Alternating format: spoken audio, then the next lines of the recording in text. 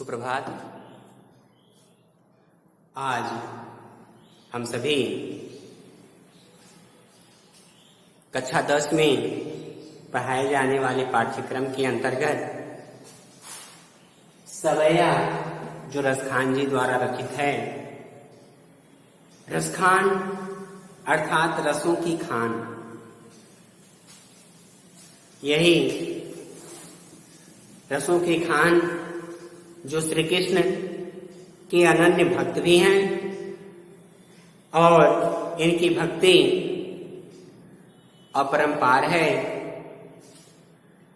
वे अपने हृदय में भगवान श्री कृष्ण को ही सब कुछ मानकर वे उनकी भक्ति करते हैं, सब कुछ समर्पित भी करते हैं और कहते हैं कि मानुष हो तो वही रस खान, बसो ब्रज गोकुल ज्ञान के गांव। जो पशु हो तो कहाँ बस मेरो, चरो नित नंद की धेनु मझारन। पाहन हो तो वही गिर को, जो धरियो कर छत्र पुरंदर धारन।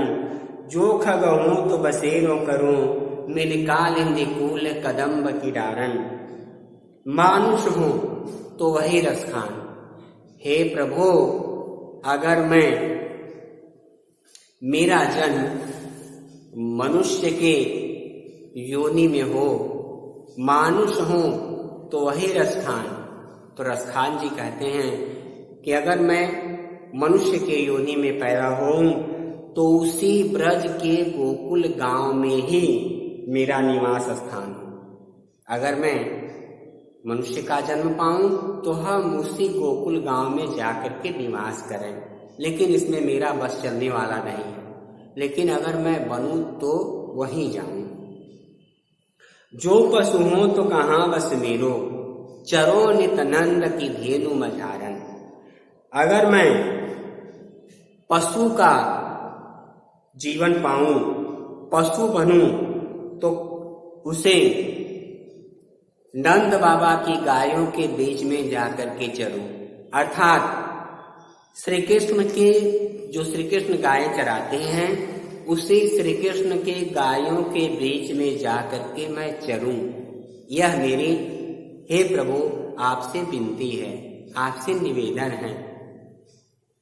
चरो नित नंद की धेनु मझारन, तो उसी नंद बाबा की गायों के बीच में, अर्थात जिसे श्री कृष्ण चराते थे, उसी गायों के बीच में मैं जाकर के चरूं। और हालांकि इसमें भी मेरा बस चलने वाला नहीं है। पाहन हो तो वही गिर को, अगर मेरा जन्म पत्थल के खानदान में हो, अगर मैं पत्थल बनूं तो पाहन हो तो वही गिर को, तो उसी गिरी अर्थात उसी पर्वत पे मैं जाकर के निवास करूं जहां जिसे श्री कृष्ण जी ने अपनी एक उंगली पर उठा लिया था। उसी पहाड़ पर, उसी पर्वत पर, उसी गिरी पर जाकर के मैं निवास करूं, मैं बसूं। और जो खग हो तो बसेरो करूं, अगर मेरा जन्म पक्षी के खानदान में होता है, पक्षी के कुल में होता है, तो मैं जो खग हूं तो बसेरो करूं, तो उसी कदम्ब के वृक्ष पर जाकर के मैं निवास करूं। जो खग हूं तो बसेरो करूं, मेरी कालिंदी कूल कदम्ब की डारन। जहां कालिंदी नदी बहती है और जहां कदम्ब के वृक्ष पर श्री कृष्ण अपनी बांसुरी बजाते थे, उसी कदम्ब के वृक्ष पर मेरा निवास स्थान बने। मैं और कहीं न निवास करूं, मैं उसी जगह जाकर के मैं निवास करूं। फिर कहते हैं दूसरे वाले में, आज गई हुति भो रही हो, रस खान रही वही नंद के भव नहीं। बा को जियो जुग लाख करोड़, जसोमति को सुख जात न कहियो। तेल लगाई लगाई के अंजन, भौं है बनाई बनाई चिठौनई। डारी हुमेलन हार निहारति, बारत ज्यों चुचकारत छौनई। आज गई हुती, आज मैं गई हुई थी, आज गई होती भो रही हूँ, भोर के समय मैं गई हुई थी, आज गई होती भो रही हूँ, रस खान रही वही नंद के भवन। रस खान, रसों के खान अर्थात श्री कृष्ण के घर में गई हुई थी। एक स्त्री अपने सखियों से बताती है, कहती है कि हे सखी, आज मैं जब भोर हुआ, भोर के समय ही मैं गई हुई थी, आज गई होती भो रही हूँ, भोर के समय मैं गई हुई थी। भोर यूं रस खान रही वही नंद के भवन। मैं रसखान कहते हैं कि मैं उसे नंद बाबा के घर, नंद बाबा के भवन पर गई थी। बाको जियो जुग लाख करो, वह कहती है कि नंद बाबा का लड़का वह 1 लाख करोड़ वर्ष तक जिए, 1 लाख करोड़ वर्ष तक वह जीता रहे। बाको जियो जुग लाख करोड़, जसोमति को सुख जात न कहियो। हे सखे, जसोदा माता के तो सुखों को मैं बता नहीं सकती कि वे कितनी सुखी थीं, कितनी अच्छी थीं। अपने श्री कृष्ण के प्रेम में तेल लगाई लगाई के अंजन, और श्री कृष्ण के ऊपर वह बार बार तेल लगा रही थी, बार बार उनके ऊपर तेल की मालिश कर रही थी। तेल लगाई लगाई के अंजन, और जब तेल लगा ले रही थी तो उनके आंखों में अंजन, काजल लगा रही थी। तेल लगाई लगाई के अंजन, भौहें बनाई बनाई ठिठौना। और जब उनकी भौहें बना लेती थी, जब उनकी भौहें बन जाती थी तो उसी काजल से ही एक काला टीका बनाती थी, जिसको ठिठौना कहती। भौहें बनाई बनाई ठिठौना, और वह काला टीका उनके मस्तक पे लगा देती थी। डार हो मेलन हार निहारत, और अपने गले से निकाल करके उनके गले में हार डालती थी, और हार डाल करके उन्हें निहारती थी। निहारत, और जो निहारती थी, निहारत वारत जो चुचकारत छौन, और उनके सिर को चूमती थी, उनके मस्तक को चूमती थी, और उन्हें आनंद की प्राप्ति होती थी। इतना आनंद कि उस आनंद का वर्णन ही नहीं किया जा सकता कि कितनी आनंद वह वात्सल्य प्रेम की प्राप्ति कर रही थी। धूरी भरे अति शोभित श्याम जो, तैसी बनी सिर सुंदर चोटी, खेलत खात फिरे अंगना, फिर बैजन बाजत पीर कछौटे, वासु छवि को रस खान बिलोकति, भारती काम कला निज कोटी, काग के भाग बड़े सजनी, हरि हाथ सुले गयो माखन रोटी। धूल भरे, श्री कृष्ण के पूरे शरीर में धूल लगे हुए हैं। जब उनकी माता जी उनके ऊपर तेल लगा करके, अंजन लगा करके जब छोड़ देती हैं, तो वह बाहर जब घूमने के लिए जाते हैं तो अपने पूरे शरीर पर धूल पोत लेते हैं, और धूल पोत करके वह जब आते हैं तो उनकी सुंदरता का वर्णन तब भी किया गया है। उनकी सुंदरता का वर्णन कैसे है कि धूल भरे अति शोभित श्याम जो, धूल से भरे हुए उनके पूरे शरीर श्री कृष्ण के अति शोभित, अत्यंत शोभायमान हो रहे हैं। अति शोभित श्यामजू, तैसी बनी सिर सुंदर चोटी, और उसी तरह से उनकी चोटी भी बनी हुई है। उनके चोटी में भी धूल आदि लगे हुए हैं। खेलत खात फिरे अंगना, और खेलते हुए खाते हुए वह अपने पूरे आंगन में खेलते हैं, अपने पूरे आंगन में जाते हैं, दौड़ते हैं। खेलत खात फिरे अंगना, पूरे आंगन में टहल रहे हैं। खेलत खात फिरे अंगना, पग पैजन बाजत पीर कछौटी, और पाँव में छोटे छोटे पायल पहने हुए हैं, जो छम छम की आवाज कर रही है। बड़े ही सुंदरता में चांद लगा रही है। पग पैजन बाजत पीर कछौटी, और वह पीले रंग की लंगोट पहने हुए हैं, जो अत्यंत सुंदर लग रही है। वह छवि को रसखान बिलोकत, रसखान कहते हैं कि मैं जब उनके सुंदरता का वर्णन करने जाता हूं तो स्वयं नहीं कर सकता। उनका शरीर करोड़ों कामदेव को भी फीका कर सकता है। वह छवि को रसखान बिलोकत, वारत काम कला निज कोटि।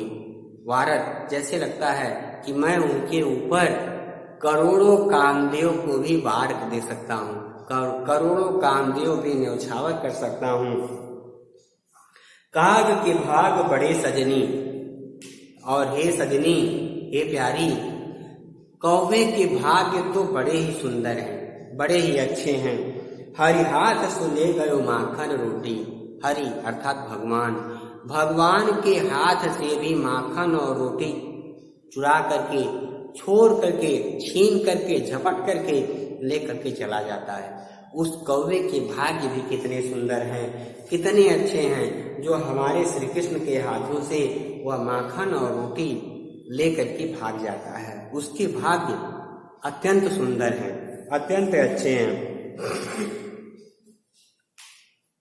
फिर अब चौथे वाले में भाग में श्री कृष्ण थोड़े बड़े हो जाते हैं, और जब बड़े हो जाते हैं तो वह गोपियों से प्रेम करने लगते हैं।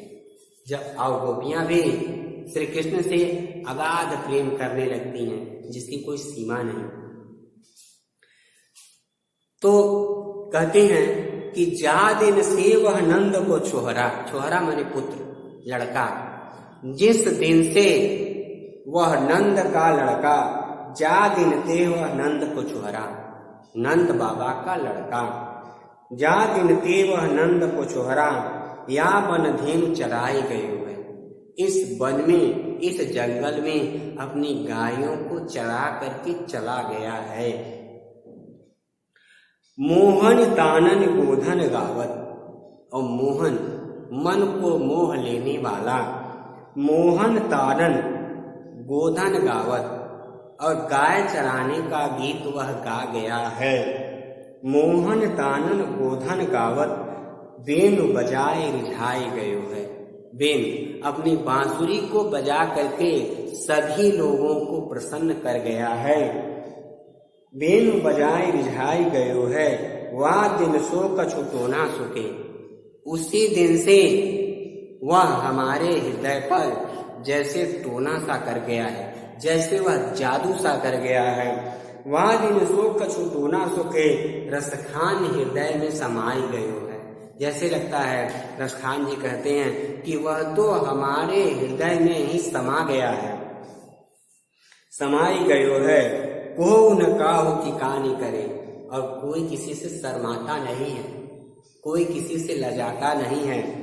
को न काहू की कहानी करे, सिगरो ब्रज वीर बिकाई गयो है। और जितने ब्रज के लोग हैं सभी के सभी उनके ही हाथों जैसे बिक गए हैं, उनके हाथों ही जैसे लगता है कि बिक गए हैं। को न काहू की कहानी करे, कोई किसी से शर्माता नहीं है, कोई किसी से लजाता नहीं है, और श्री कृष्ण के ही उन्हीं के बांसुरी की धुन पर बजता रहता है, नाचता रहता है, डोलता रहता है और अपना कार्य करता रहता है। सगरो ब्रज वीर बिकाए गए, ऐसा लगता है कि सभी ब्रज के लोग जैसे उनके ही रूप के हो गए हैं।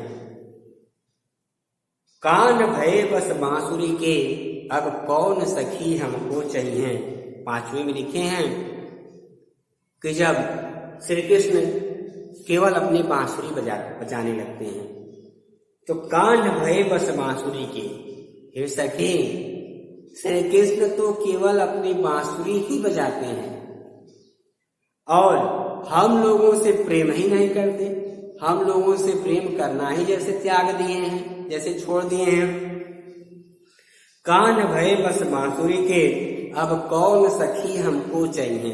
हे सखी, अब हमें कौन चाहने वाला है, अब हमें कौन प्रेम करने वाला है, अब कौन सखी हमको चाहिए। निषिधौष रही संग साथ लगी, निषिधौष रात और दिन जैसे वह अपने साथ ही रखते हैं उस बांसुरी को, कभी छोड़ते नहीं, कभी कमर में खोस लेते हैं, कभी हाथ में ले लेते हैं, अर्थात उसे कभी अपने किसी स्थान पे छोड़ते नहीं, अपने पास ही रखते हैं। जिन मोह लिए मनमोहन को रसखान सदा हमको दई है। फिर कहती है कि निष्धौष रहे संग साथ लगी, रात दिन वह उन्हीं के साथ रहती है। यह सौतेन तापन क्यों सही है, यह जैसे हमारी सौत बन गई है। एक पति जब दूसरी पत्नी अपने पास रखता है तो उसे हम सौत कहते हैं। तो वही कहते हैं कि यह तो हमारी जैसे सौत बन करके आई है बांसुरी, यह हमारी सौत बन गई है। यह सौथिन तापन क्यों सही है, यह हमारी जैसे सौत बन गई है और इसका ताप हम लोग कैसे सहेंगे।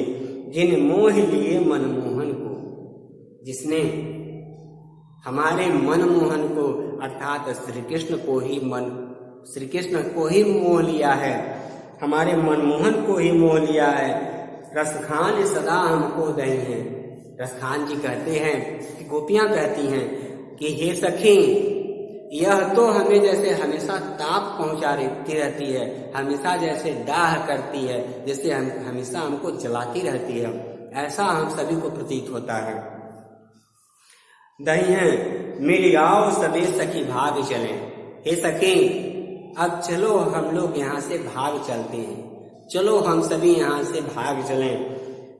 मिल आओ सबे सखी भाग चलें। हे सखी, चलो अब यहाँ से हम लोग भाग चलें। अब तो ब्रज में बांसुरी रही हैं, अब तो इस ब्रज में केवल बांसुरी ही रहेगी और कोई नहीं रहेगी। मोर पखा सिर ऊपर राखियो। अब एक सखी दूसरी सखी से कहती है कि हे सखी, अब जैसे श्री कृष्ण हैं अब मैं वैसे ही बनूंगी। कहती है कि मोर पखा सिर ऊपर राखियो, अब मैं मोर का पंख अपने सिर के ऊपर रखूंगी। मोर पखा, मोर का पंख सिर ऊपर राखियो, अपने सिर के ऊपर जैसे श्री कृष्ण रखते हैं वैसे ही मैं भी रखूंगी। मोर पखा सिर ऊपर राखियो, गुंज की माल गले पहनूंगी। और गुंजा फूल का माला जैसे श्री कृष्ण अपने गले में पहनते हैं वैसे ही मैं भी अपने गले में पहनूंगी, धारण करूंगी। ओढ़ी पीताम्बर ले लकुटी। और जैसे श्री कृष्ण पीताम्बर ओढ़ते हैं, पीताम्बर अपने ऊपर धारण करते हैं, ओढ़ी पीताम्बर ले लकुटी, और हाथ में लकुटी लेकर के चलते रहते हैं, वैसे ही मैं भी करूंगी। वन गोधन ग्वारन संग फिरूंगी, और वन में गायों के साथ हमेशा फिरूंगी, हमेशा चलूंगी। भाव तो ओहि मेरो रसखान। और जो रसखान कहते हैं कि जो जो श्री कृष्ण को भाना मुझे अच्छा लगता।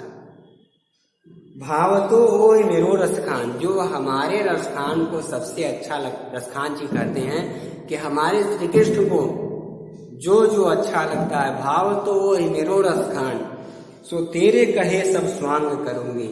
हे सखी, तुम्हारे कहने से जो जो श्री कृष्ण करते हैं वही वही मैं भी करूंगी। या मुरली मुरलीधर की, या मुरली मुरलीधर की। लेकिन हे सखी, मुरली की जो मुरली है वह मुरलीधर की मुरली को मैं अधरान धरी अधरान धरूंगी, उसे मैं अपने होठों से कभी नहीं लगाऊंगी, उसे मैं अपने होठों से कभी नहीं छू सकती। अधरान धरी, उसे होठों से नहीं लगाई हूँ और न मैं होठों से अपने लगाऊंगी, अर्थात मैं कभी भी उसे न होठों से लगाना चाहे और न लगाऊंगी, क्योंकि वह मेरी सौत है और सौत को मैं छू नहीं सकती। वह अपने मन में यही सोचती है कि यह तो मेरी जैसे सौत है और सौत है तो मैं उसे क्यों छूने जाऊं, ऐसा भाव वह प्रकट करती है। अधरान धरी, न मैंने आज तक उसे ओठों से लगाया और न लगाऊंगी, सब करूंगी। ऊपर लगाऊंगी मैं मोर के पंख, अपने लाठी लेकर चलूंगी, गायों के साथ फिरूंगी, ग्वालों के साथ फिरूंगी, सब करूंगी, लेकिन ओठों से अपनी बांसुरी को नहीं लगाऊंगी, क्योंकि सौत तो सौत होती है। अगला वाले में कवित्व है। कवित्व अर्थात कविता। कविता में रसखान जी ने कहा है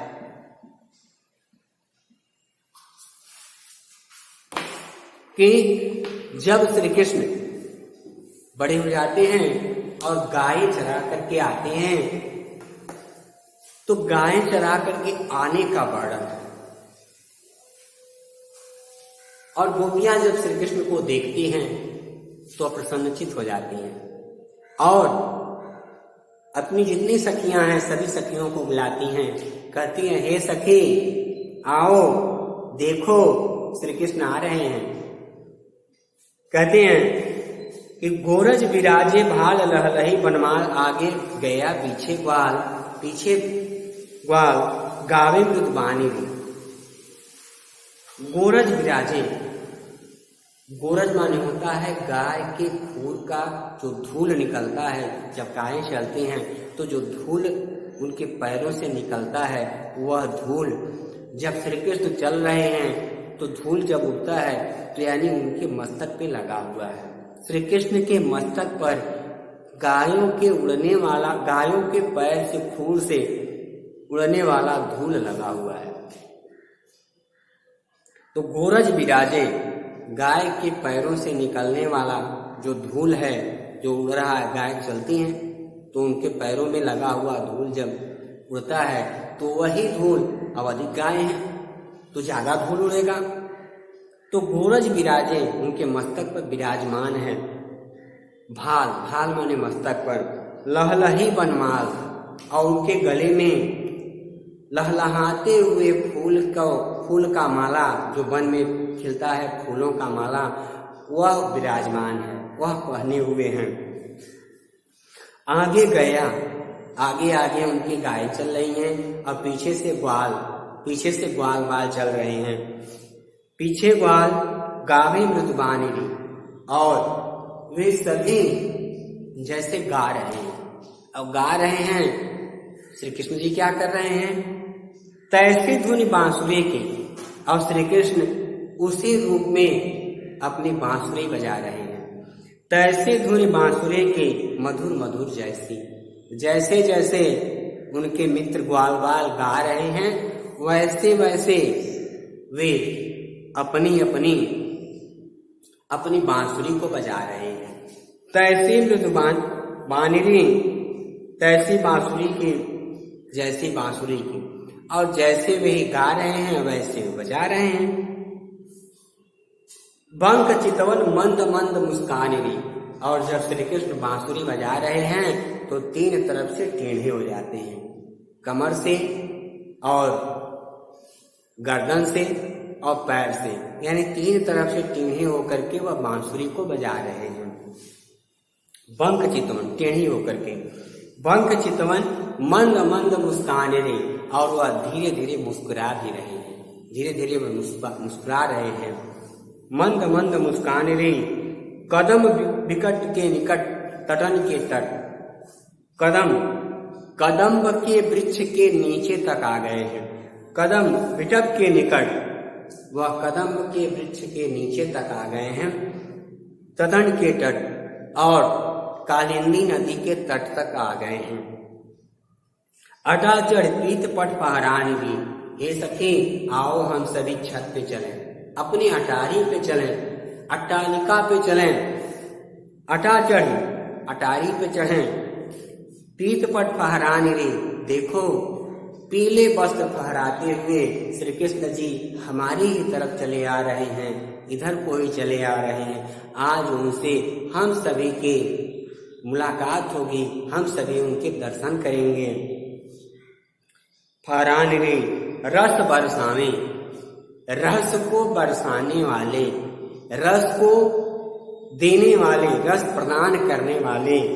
रस बरसावे तन तपन बुझावे ने, तन अर्थात शरीर के ताप को मिटाने वाले, शरीर की गर्मी को मिटाने वाले, रस बरसावे तन तपन बुझावे नैन, और आंखों की पीड़ा को मिटाने वाले, प्राणन रिझावे और प्राणों को प्रसन्न करने वाले, आमे रस खानिरी, वे रस खान अर्थात रसों की खान अर्थात श्री कृष्ण इधर ही चले आ रहे हैं, इधर को आ रहे हैं। हे सखी चलो हम सभी उनके दर्शन कर लें। आप अटारी पे चलो, चाहे हम लोग कहीं से न कहीं से दर्शन कर लें और सबको दर्शन श्री कृष्ण देंगे।